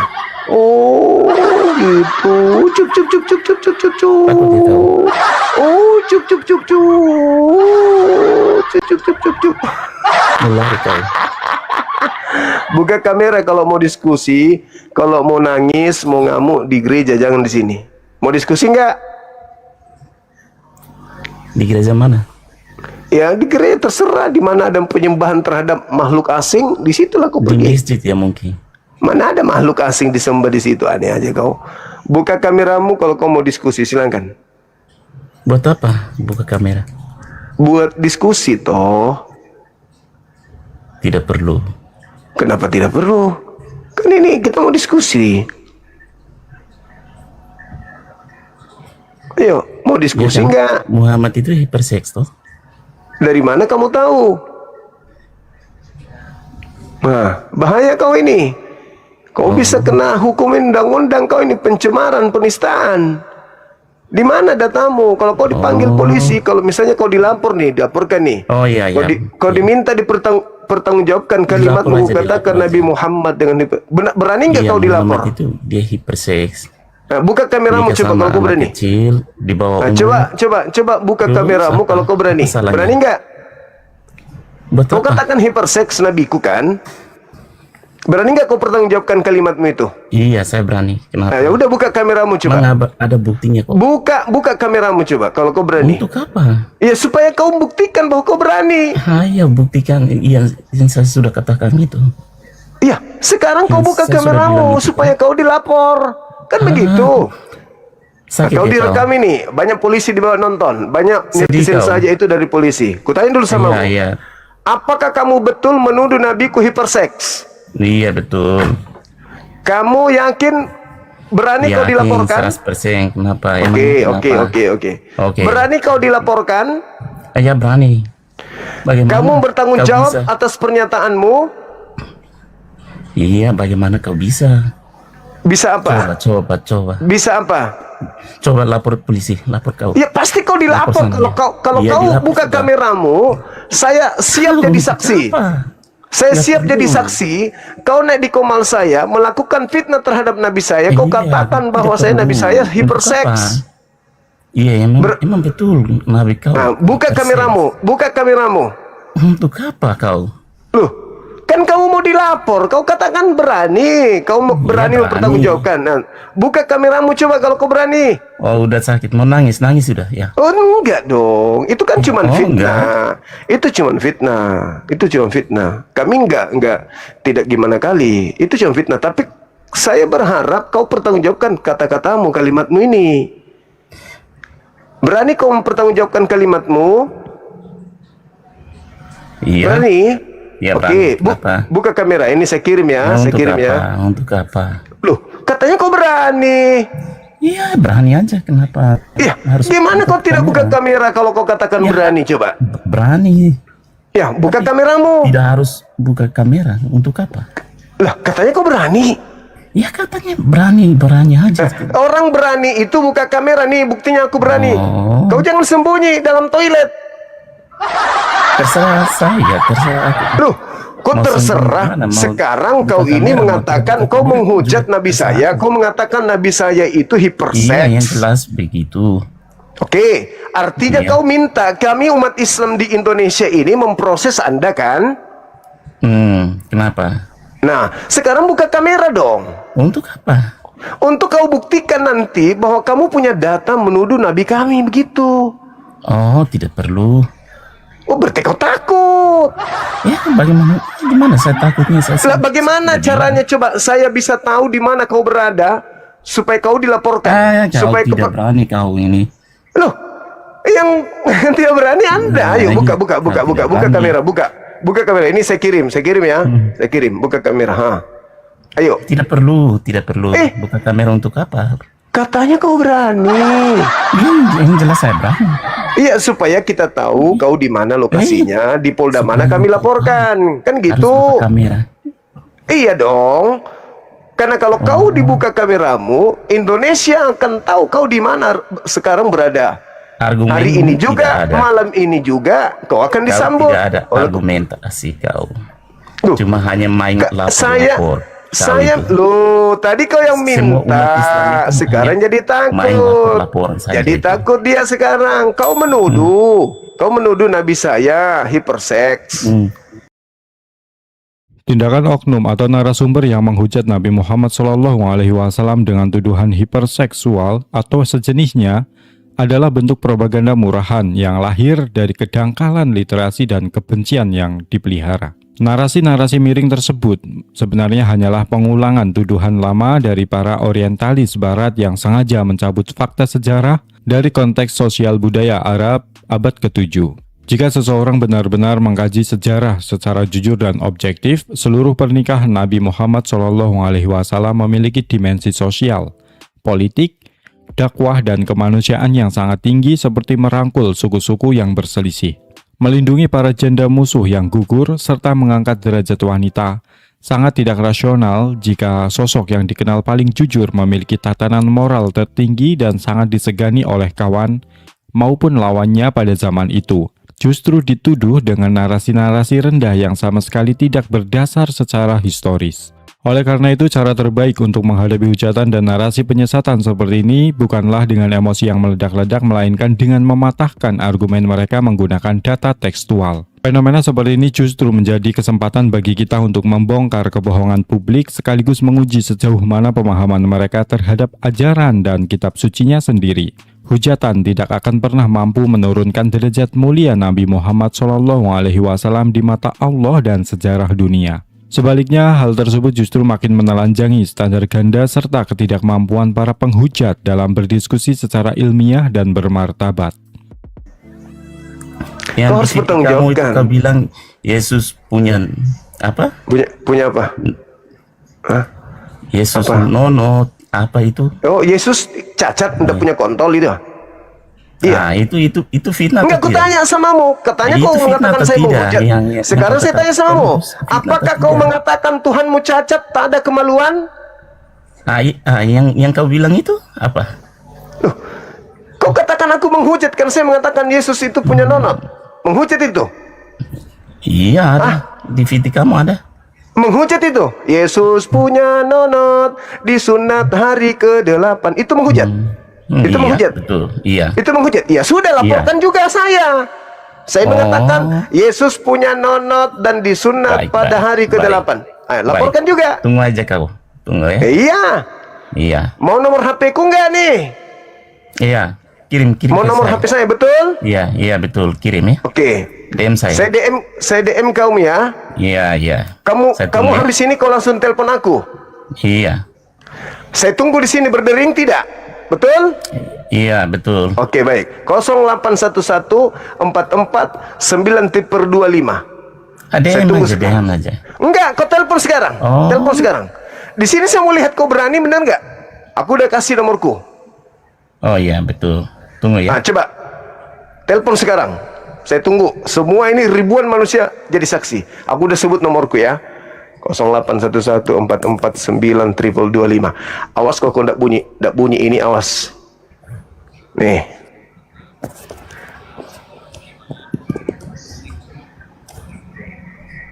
Ayo. Bunyi enggak?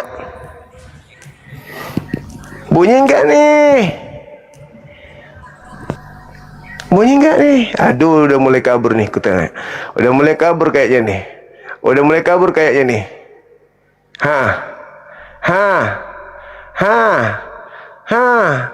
Ayo.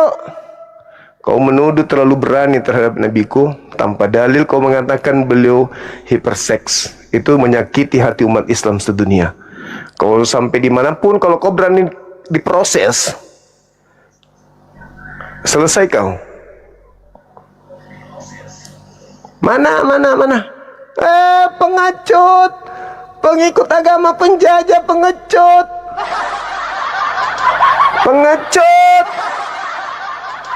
Bisanya cuman menghujat, menista. Maunya Indonesia jadi Kristen, tapi kalau kita bahas agamanya nggak mau. Maunya dia jadikan kita semua ini menjadi pengikut agama yang dibawa oleh penjajah. Tapi kalau kita bahas agamanya sedikit aja ngamuk. Nek di sini menghujat. Kau bicara sambil gemeteran kan?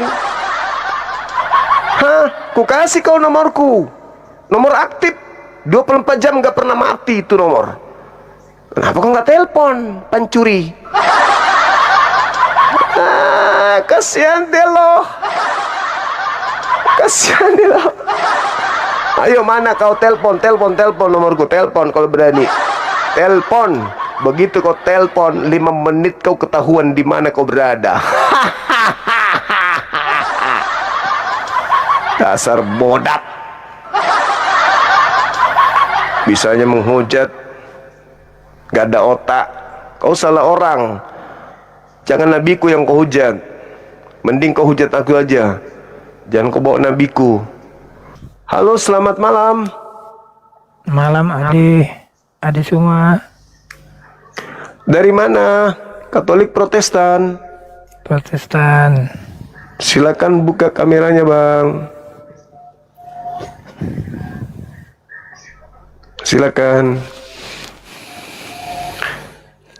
Ya, temanya Yesus Hakim Adil. Silakan. Ya, betul. Sudah betul. Udah betul. Ya. Kemana perginya orang yang makan babi, tidak bersunat dan menyembah dirinya, sesuai dengan hasil pengajaran beliau kepada kaumnya Bani Israel. Kristen ini, ya, apakah ke surga atau ke neraka? Kalian ini. Aku tahu, saya belum ke sana. Tidak, menurut Yesus, dia kan sebagai hakim adil. Orang yang menuhankan dirinya, bukan menuhankan kepada Tuhannya Yesus, itu ganjarannya menurut Yesus apa? Barang siapa percaya kepadaku dan menjalankan perintahku, dia ada bersama-sama dengan kumpulkan seluruh perintah Yesus. Apakah akan menghantarkan orang kepada Katolik atau Kristen? Ketika perintah-perintah Yesus itu dikumpul, disusun, apakah ketika kita praktekkan perintahnya, kita jadi Kristen, kita jadi Katolik? Bagaimana?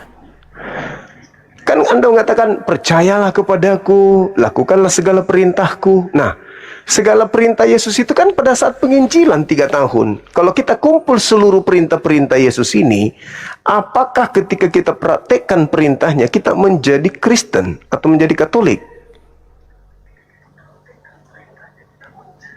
Ayo, ada nggak perintah Yesus menyembah dirinya, ke gereja, percaya pendeta, silakan percaya pastor, ibadah minggu? Ada nggak perintah-perintah Yesus kayak begitu? Ada nggak? Enggak, kita saja yang menyembah dia. Nah, berarti Anda sendiri yang buta. Yesus mengajarkan apa, Anda melakukan apa. Maka Karena sebagai hakim adil, penghakimannya sesuai dengan perintahnya. Apa yang diajarkan Yesus, itulah yang kemudian menjadi tolak ukur penghakimannya. Di mana dia bilang tidak makan babi? Yesus sendiri mengatakan Matius 5 nomor 19 kok. Bagaimana? barang siapa yang meniadakan Taurat meskipun yang paling terkecil dan mengajarkan kepada orang lain, maka dia akan menempati tempat terhina. Apa itu tempat terhina? Ya neraka dong. Apakah haramnya babi itu bagian dari Torah? Ya iya dong. Imamat 11 nomor 7. Apakah Yesus mengatakan barang siapa meniadakan itu akan menempati tempat terendah? Ya iya dong. Nah, Kristen makan babi. Oh, Yesus tidak pernah bilang semua makanan boleh kamu makan. Oh, nggak pernah Yesus mengatakan itu. Nggak pernah. Di mana? Di mana tertulis? Di mana tertulis Yesus mengatakan itu? Coba tunjukkan kepada saya. Ngarang cerita. Di mana Yesus mengatakan seluruh makanan bisa Yang kumakan? keluar dari mulutmu baru kamu Itu makan berbicara, lagi, itu berbicara makanan babi atau cuci haram. tangan? Itu yang haram. Mana ada haram? Itu najis. Bedakan najis dengan haram. Yesus tidak mengatakan haram di situ, najis. Karena hatimu yang Nah, sekarang permasalahannya, Bung. Sekarang permasalahannya, kita harus jujur nih. Ketika yang Anda bahas ini, itu mengenai cuci tangan atau mengenai makan babi? Jawab. sekarang saya tanya, rokok dengan babi itu mana yang merusak tubuh? Loh, kenapa jadi yang ke sana? Jangan kau bawa jangan kau melebarkan sesuatu yang tidak sedang kita bahas. Kamu sedang membahas Matius 12 dan Matius 15. Apakah di situ di meja makan murid-muridnya ada babi? Atau itu hanya mengenai cuci tangan atau tidak cuci tangan mereka makan gandum? Jawab.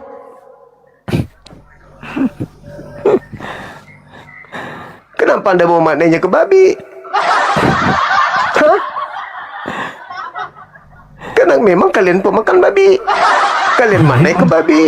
Emang Yesus babi mengatakan Lukas 16:17, lebih mudah langit dan bumi lenyap daripada setitik dari hukum Torah itu batal.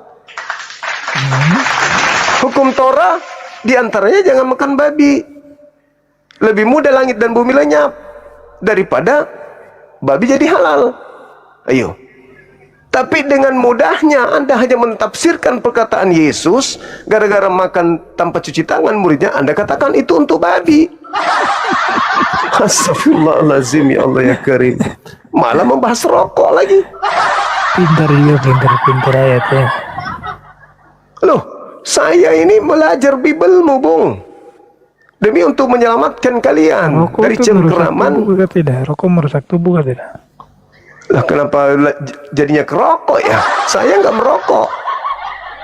Saya kan tanya. Rokok Ya bukan merusak urusan tubuh, saya itu. Bukan urusan saya. Ya, Karena udah, tidak babi juga karena bukan tidak urusanmu. ada dalilnya, tidak ada dalilnya, tidak ada Makan babi dalilnya juga bukan tentang urusanmu. rokok. Apa? Makan babi juga kan bukan urusan. Kita berbicara tentang lintas agama, Yesus Hakim adil. Ya itu sudah, itu sudah adil, itu benar. Nah, adil, berarti Anda ke neraka dong. Loh, kenapa Anda tertawa? Mana ayat mana yang Yesus ajak manusia ke neraka? Yesusnya mengatakan apa? Enyahlah daripadaku, kalian semua adalah pembuat kejahatan. Kepada siapa Yesus mengatakan pembuat kejahatan? Pada Siapa? nabi-nabi palsu. Kok itu nabi-nabi ayatnya. palsu lagi? Ya, Kok nabi-nabi palsu? buka yang tadi kamu baca itu, judulnya apa tuh? Ya, nabi palsu. Iya, Betul. ade sudah ada. Nah, Itu sudah buahnya benar. apa? Buahnya, dari buahnya kok bisa mengenal dia? Apa buah nabi palsu itu? Pertama memanggil Kau Yesus baca Tuhan. itu, baca judulnya dulu, baru mau pulih. Memanggil aku Tuhan, bernubuat pakai namaku, bermujizat pakai namaku, mengusir setan pakai namaku. Itu buahnya nabi palsu Iya, itu. dia kan cerita. Nah, sekarang Oh, buah-buah nabi-nabi itu di palsu. mana? Buah-buah nabi Nabi-nabi palsu palsu. itu bermujizat, bernubuat, mengusir setan pakai nama Yesus itu di mana? Di Islam atau di Kristen? Gini, ade, dengar. Dia menceritakan Di Islam atau di Kristen? Akan datang. Di Islam atau di Kristen buah-buah itu? Bukankah kami bernubuat, mengusir setan, bermujizat pakai namamu? Kata Yesus, Ngapain kayak enyahlah gitu? daripadaku. Enyahlah daripadaku, kalian semua pembuat kejahatan. Sebagai hakim yang adil, dia sudah mengusir orang-orang Kristen. Oke? Itu nak dengar.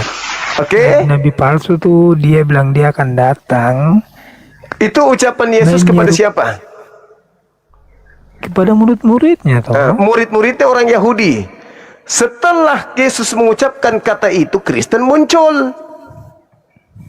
Yesus mengatakan dalam Markus 16 nomor 13 nomor 6, akan datang banyak orang memakai namaku dan berkata akulah dia, mereka akan menyesatkan banyak orang. Siapa yang mengaku Yesus itu adalah Tuhan itu sendiri, Islam atau Kristen? Menyesat itu berarti buat supaya mereka tidak percaya Yesus, itu berarti menyesat toh. Bukan, orang yang membawa Yesus, orang yang membawa Yesus, memakai nama Yesus, itu dia pakai nama Yesus untuk menyesatkan banyak orang. Pertanyaan saya, yang memakai nama Yesus, Kristen atau Islam? Menyesat itu maksudnya apa? Menyesat dulu, sabar. Menyesatkan banyak orang memakai namaku dan berkata, akulah dia. Mereka kan menyesatkan banyak orang. Nah, pertanyaannya, orang banyak ini yang memakai nama Yesus itu siapa? Ya berarti kalau sudah menyesat berarti kan sudah tidak percaya Yesus. Siapa yang banyak memakai nama Yesus? Orang-orang yang memakai nama Yesus itu kan orang-orang percaya kepada ajaran Kristen. Orang-orang ini memakai nama Yesus. Mereka akan menyesatkan banyak orang. Siapa yang memakai nama Yesus dalam agamanya? Islam atau Kristen? Makanya kalau mau mengerti Alkitab itu harus sekolah Alkitab. Kenapa kau menangis? Kutanya dulu, yang memakai nama Yesus Islam atau Kristen? Jawab. Kamu bicara ayat yang mana? Waduh, katanya kau belajar, katanya kau Nabi palsu. sekolah. Itu kan Nabi ini Sekarang menciptakan Nabi palsu pertanyaannya, kan? pertanyaan saya jelas loh. Siapa yang memakai nama Yesus? Islam Kamu atau dengar Kristen? jawabanku, bagaimana kamu bicara? Pertanyaan saya apa? Kok jawab apa? Pertanyaan saya, dengar. Siapa yang memakai? Menceritakan tentang Nabi palsu, Siapa Bang. yang memakai? Dengar, siapa yang memakai nama Yesus? Islam atau Kristen? Kamu Jawab. jangan mau arahkan saya, nggak usah. Kan Saya begitu jelaskan dalilnya. dulu. Nggak usah arahkan saya. Akan saya tahu. datang banyak orang memakai namaku. Mereka Saya menyesatkan banyak orang. Siapa yang datang memakai nama Yesus itu siapa? Saya tahu Islam atau otakmu, Kristen? Otakmu mengarahkan orang, saya tahu. Oh, ya sudahlah kalau gitu kamu ke gereja colok pantat pendeta, jangan di sini. Aku udah bilang beberapa kali, tidak akan pernah ada ilmu yang bisa kami terima dari mulut kalian. Tak akan ada. Kalian hanya sisa-sisa peninggalan penjajah. Ditanya apa, larinya kemana? Semangat malam. Halo. Halo, semangat malam. Halo. Semangat malam. Islam Katolik, Kristen, Protestan, Ya, malam abangku. Kristen Katolik. Protestan saudaraku. Jika kita merujuk pada peringatan Yesus dalam Matius 24 nomor 5 dan Matius 24 nomor 24, Yesus secara tegas memperingatkan bahwa akan muncul banyak orang yang datang menggunakan namanya dan mengaku sebagai Kristus atau Juru Selamat untuk menyesatkan banyak orang. Dalam konteks doktrinal dan teologis, ajaran Kristenlah yang menjadikan sosok Yesus atau Kristus sebagai pusat keimanan, dipuja, serta dijadikan perantara utama bahkan dianggap sebagai Tuhan yang menyelamatkan. Penggunaan nama dan figur Yesus sebagai dasar pembentukan dogma keagamaan yang baru inilah yang secara eksplisit dicocokkan oleh sebagian kritikus terhadap peringatan Yesus tersebut, di mana namanya dipakai sebagai legitimasi ajaran yang sebenarnya telah bergeser dari ajaran tauhid asli yang dibawakan oleh Yesus sendiri semasa hidupnya. Sebaliknya, agama Islam sama sekali tidak pernah datang dengan memakai nama Yesus untuk mendirikan suatu paham atau ajaran baru atas namanya. Islam menempatkan Nabi Isa alaihi salam atau Yesus secara sangat mendudukan dan terhormat pada porsinya yang tepat, yaitu sebagai salah satu nabi dan rasul Allah yang mulia, bukan sebagai Tuhan, anak Allah, atau juru selamat yang disembah. Islam justru mengembalikan ajaran murni yang diajarkan oleh Nabi Isa, yaitu ajaran tauhid yang memerintahkan manusia untuk menyembah hanya kepada Allah yang Maha Esa semata. Oleh karena itu, tuduhan bahwa ajaran yang datang atas nama Yesus merujuk pada Islam adalah tidak tepat. Justru dalam pandangan ini, Islam adalah pihak yang meluruskan penyimpangan dan pengagungan berlebihan terhadap nama Yesus yang telah diperingatkan sebelumnya. Oke, thank you. Buka kamera boleh, silakan.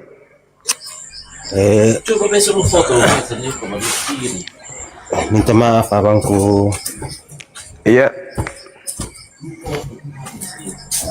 nggak usah nyalakan kamera lah, tidak apa. Nanti kita bicara baik-baik saja.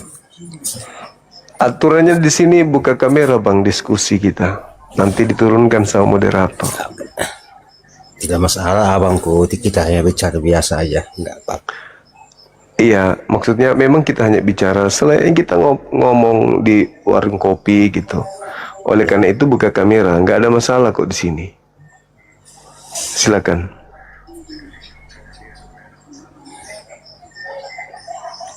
Silakan bang. Ya,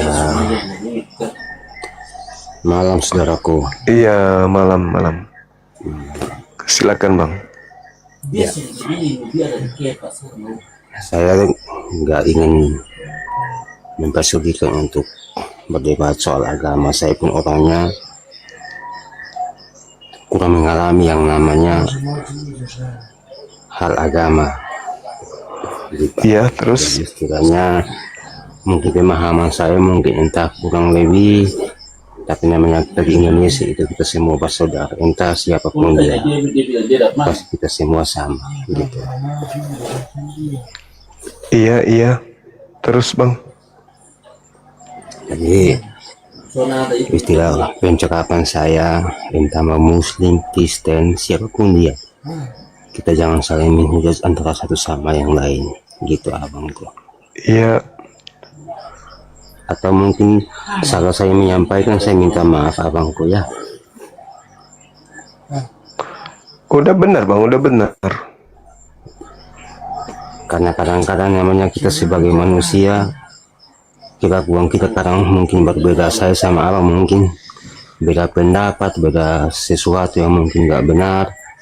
Tapi saya minta maaf, namanya kita di Indonesia banyak suku, istilahnya semua. Jadi kita jangan saling meremehkan antara satu sama yang lain gitu abangku ya. Itu yang saya Iya, Bang. harapkan saja. Oke. Cuman yang Anda harus pahami juga bang, bahwa Kristen itu kan agama misi. Ada amanat agung, perintah dari Bible. Beritakanlah Bible kepada seluruh makhluk. Yang percaya dibaptis, yang tidak percaya akan dihukum. Markus 16 nomor 16, Matius 28 nomor 19, pergilah ke Indonesia, jadikanlah seluruh Indonesia menjadi muridku, menjadi Kristen. Ya, kami orang Islam yang sudah secara turun-temurun beragama Islam, ya nggak maulah mengikuti agama yang dibawa oleh penjajah bang. Meskipun ada perintah pergilah ke seluruh Indonesia, Matius 28, jadikanlah seluruh orang yang ada di sana menjadi Kristen. Ya kami nggak mau. Makasih abangku untuk Iya. apa namanya. Tapi sorry ya abangku, saya orangnya juga tidak terlampau mengalami untuk masalah ayat-ayat yang dari Al-Quran atau dari kitab. Tapi namanya kita orang percaya harus sama-sama memahami ajaran siapapun juga nanti akan menjalankan untuk kita yang baik untuk masa depan. Entah siapapun dia, pasti namanya masalah agama ini tidak pernah merusakkan orang abangku. Iya. Untuk itulah, karena Kristen ini diajarkan untuk dianut oleh seluruh bangsa dan diberitakan Bible itu kepada seluruh bangsa juga, maka kami belajar. Makanya kami mengangkat tema, apakah Yesus itu hakim adil? Kalau Yesus hakim adil, lalu bagaimana nasibnya orang-orang yang menganggapnya Tuhan, sementara dia tidak pernah mengajarkan kalau dirinya Tuhan dan diibadahi atau disembah? Saya menanggapi kenapa? abang. Saya menanggapi Boleh, abang. abang punya tema Yesus itu Silakan. hakim adil, sama saja seperti Muhammad. Mau dikatakan hakim adil pun tergantung daripada kita sebagai pengikutnya. Istilahnya semua kita tergantung daripada kita semua, abangku. Jadi siapapun dia, kita harus sama-sama saudara. Itu yang saya harapkan, itu saja, abang. Iya, kita memang saudara, Bung. Tapi dalam hal keyakinan kita berbeda. Keyakinan kita akui bahwa kita salah langkah dalam memilih agama, neraka tempatnya. Nah, kalau kita sayang, abang sayang sama saya, kasih kepada saya, ajarkan saya agama yang benar. Jangan ajarkan saya agama yang cuma janji-janji doang, tidak ada bukti, validasi, legitimasi, pengesahan, verifikasi dari Yesus. Abang mengajarkan saya Kristen supaya saya masuk surga, tapi surga yang dibuat-buat bukan dari Yesus sebagai utusan Tuhan. Kalau saya jadi Kristen, mana jaminan surga untuk saya dari Yesus? Kan tidak ada.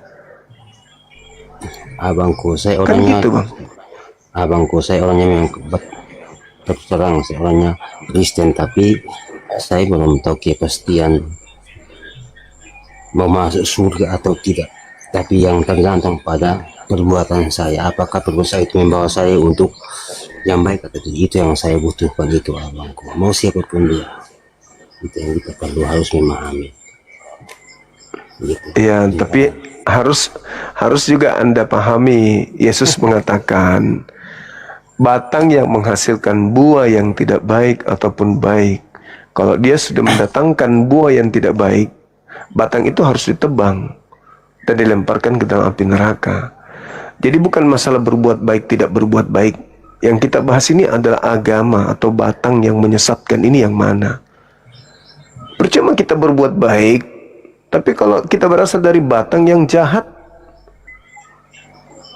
apa gunanya? Kata Yesus, batang itu akan ditebang dan dilemparkan ke dalam api. Cobalah kita lihat, ada sebuah batang pohon. Batang pohon itu membuahkan hasil yang bagus, artinya buahnya baik. Tetapi di sekeliling buah itu tumbuh juga buah-buah yang tidak baik. Maka tebang pohon itu kata Yesus tuh. Ya. Matius Itu, abang. 7 Itu, abang. nomor 15 sampai 23 kan gitu. Itu, abangku. Abang sudah katakan yang benar, bahwa apa yang menghasilkan yang baik pasti itu terpulang dari kelakuan kita, abangku. Kalau kita berkelakuan pasti kita mendapatkan yang sesuatu yang baik, gitu, abangku. Jadi istilah siapapun dia, entah Muhammad kah, Yesus kah, itu tergantung pada kita sendiri, abangku. Siapapun dia itu, semua tergantung pada kita. Oke. Saya kira begitu, Ya. Bang. Cukup. Ya, cukup. Makasih ya. Abang. Ya, makasih. Siap. Salam hormat, salam Makasih. hormat, abangku. Iya, salam hormat, salam NKRI. Makasih ya, Bang. Kita turunkan izin ya. Ya, maaf.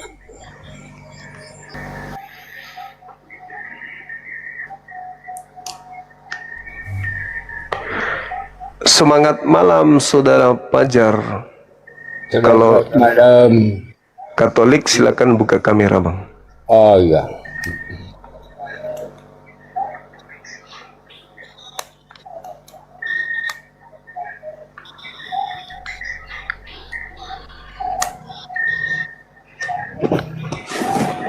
Ya, selamat malam.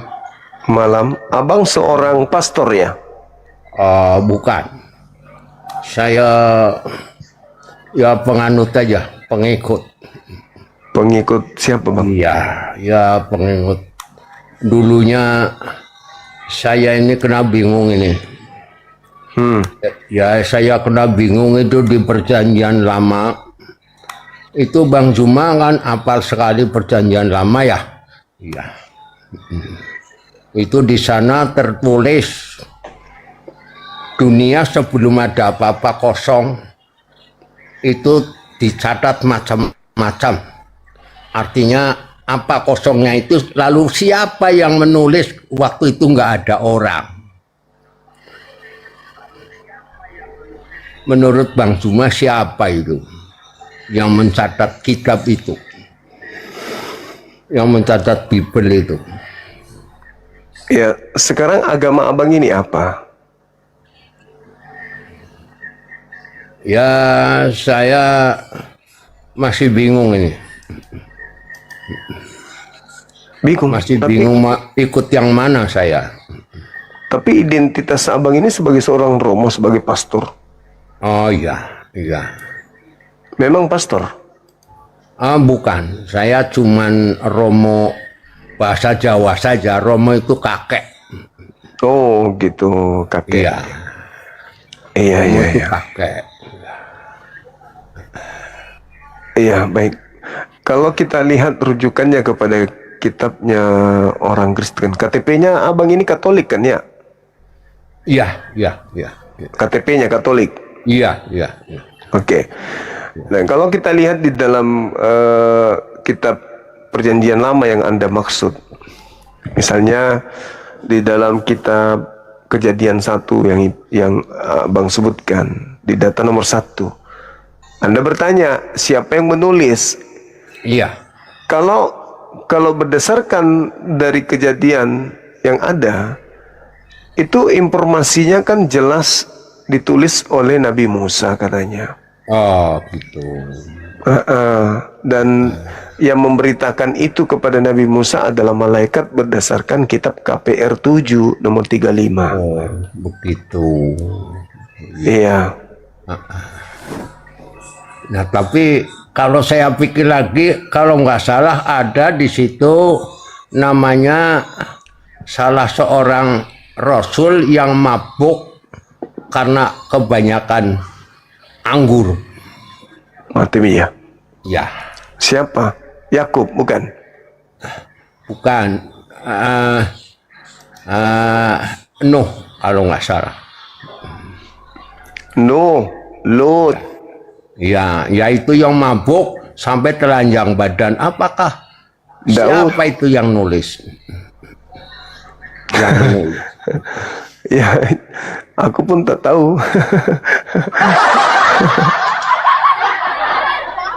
Aku tak tahu yang nulis Bible ini siapa. Katanya 40 orang lebih yang nulis, tapi saya nggak tahu siapa. Kalau Perjanjian Lama. Iya, iya.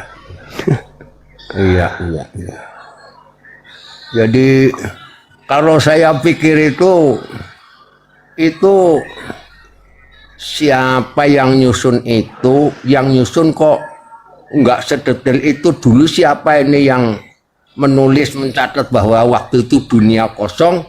Nah, dunia kosong nggak ada apa-apanya kok keluar tulisan kayak gitu ya, pernyataan bahwa semua itu kosong. Diceritakan belakangan, Romo. Iya, iya, iya, iya.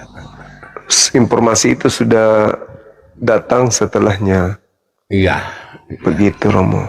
Iya, iya, iya, iya. Oke. Ya itu, tapi ada satu lagi. Apa Satu itu? lagi.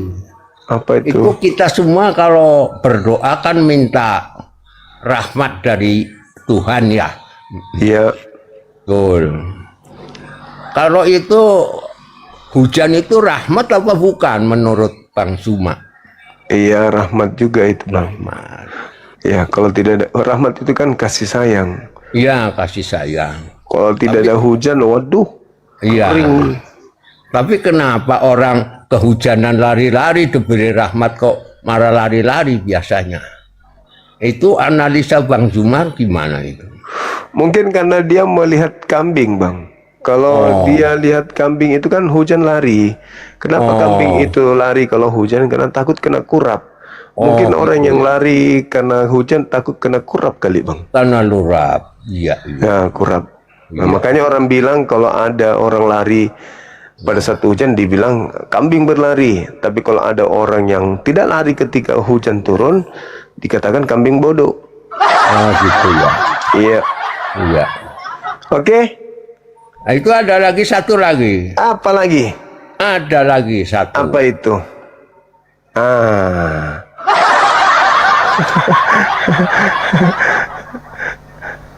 Kalau lari kan dibilang kambing kurap, kalau tinggal kambing bodoh.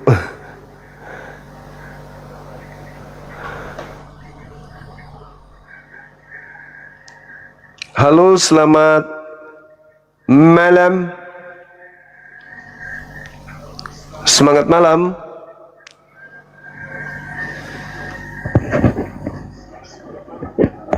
Halo. Katolik, Protestan.